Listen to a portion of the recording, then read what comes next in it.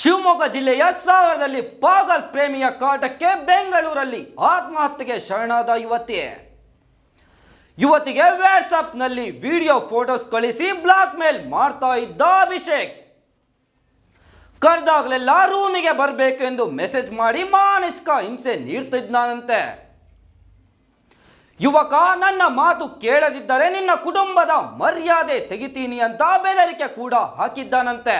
ಇವನ ಕಾಟಕ್ಕೆ ಬೇಸತ್ತ ಯುವತಿ ಡೆತ್ ನೋಟ್ ಬರೆದಿಟ್ಟು ಸತ್ತು ಹೋಗಿದ್ದಾಳೆ. ಈ ಪಾಗಲ್ ಪ್ರೇಮಿಯ ಹುಚ್ಚಾಟ ಹೇಗಿತ್ತು ಅಂತ ತೋರಿಸ್ತೀವಿ. ಇದೇ ಹೊತ್ತಿನ ಕ್ರೈಮ್ ಟಾಕ್. ಶಿವಮೊಗ್ಗ ಜಿಲ್ಲೆಯ ಸಾಗರ ತಾಲೂಕಿನ ಬೆಳಮಕ್ಕಿ ಮೂಲದ 22 ವರ್ಷದ ವಾಣಿ ಬೆಂಗಳೂರಿನ HSR ಲೇಔಟ್ ನಾಗರ ಕೆರೆಯಲ್ಲಿ ಸಾವನ್ನಪ್ಪಿದ ಪ್ರಕರಣ ಸಂಬಂಧ ಗಂಭೀರ ಆರೋಪಗಳು ಕೇಳಿ ಬಂದಿವೆ. ಕಾಲೇಜು ದಿನಗಳಿಂದ ಪರಿಚಯವಿದ್ದ ಅಭಿಷೇಕ್ ಮತ್ತು ವಾಣಿ ಪ್ರೀತಿಯಾಗಿತ್ತು ಅಂತ ಕೇಳಿ ಬಂದಿದೆ. ವಿದ್ಯಾಭ್ಯಾಸ ಮುಗಿದ ನಂತರ ನಿರಂತರ ಕಿರುಕುಳ ನೀಡುತ್ತಿದ್ದ ಎಂಬ ಆರೋಪ ಕೂಡ ಇದೆ. ವಾಟ್ಸಾಪ್ನಲ್ಲಿ ವಿಡಿಯೋ ಮತ್ತು ಫೋಟೋ ಹಾಕಿ ಬ್ಲಾಕ್ ಮೇಲ್ ಮಾಡ್ತಿದ್ದ. ಕರೆದಾಗಲೆಲ್ಲ ರೂಮಿಗೆ ಬರಬೇಕೆ ಎಂದು ಒತ್ತಡ ಹೇರುತ್ತಿದ್ದ. ಮಾನಸಿಕವಾಗಿ ಹಿಂಸೆ ನೀಡುತ್ತಾ ಇದ್ದ ಎಂದು ಆರೋಪಿಸಲಾಗಿದೆ. 1 ವರ್ಷದ ಹಿಂದೆ ಕೆಲಸಕ್ಕೆಂದು ಬೆಂಗಳೂರಿಗೆ ಬಂದಿದ್ದ ವಾಣಿ ಚಿನ್ನದ ಅಂಗಡಿಯೊಂದರಲ್ಲಿ ಕೆಲಸ ಮಾಡುತ್ತಿದ್ದಳು. ಸಾವಿಗೂ ಮುನ್ನ ಡೆತ್ ನೋಟ್ ಬರೆದಿಟ್ಟು ತಾನು ಮಾನಸಿಕ ಹಿಂಸೆ ಅನುಭವಿಸುತ್ತಿರುವುದು ಉಲ್ಲೇಖಿಸಿದ್ದಾಳೆ ಎನ್ನಲಾಗಿದೆ. ಆರೋಪಿಗೆ ಶಿಕ್ಷೆ ಆಗಬೇಕು ಎಂದು ಮನವಿ ಮಾಡಿದ್ದಾಳೆ ಎಂಬ ಮಾಹಿತಿ ಕೂಡ ಹೊರಬಿದ್ದಿದೆ.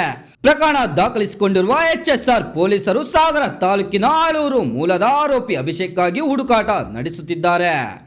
ಅಂದ ಹಾಗೆ ವಾಣಿ ಬರೆದಿಟ್ಟಿರುವ ಪತ್ರದಲ್ಲಿ ಏನಿದೆ ಗೊತ್ತಾ? ನನ್ನ ಸಾವಿಗೆ ಅಭಿಷೇಕ್ ಕಾರಣ ಎಂದು ಆರೋಪಿಸಿರುವ ವಾಣಿ 1 ವರ್ಷದಿಂದ ಕಿರುಕುಳ ಅನುಭವಿಸುತ್ತಿದ್ದಳು ಬಗ್ಗೆ ಪತ್ರದಲ್ಲಿ ಉಲ್ಲೇಖಿಸಿದ್ದಾರೆ.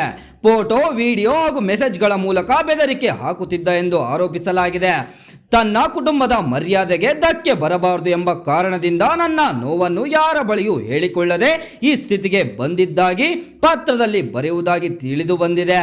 ಇದೀಗ ಪತ್ರವೇ ಪ್ರಕರಣದ ತನಿಖೆಯಲ್ಲಿ ಪ್ರಮುಖ ಸಾಕ್ಷಿಯಾಗಿದ್ದು, ಪೊಲೀಸರು ಪತ್ರದಲ್ಲಿರುವ ಆರೋಪಗಳ ಆಧಾರದ ಮೇಲೆ ತನಿಖೆ ಚುರುಕುಗೊಳಿಸಿದ್ದಾರೆ.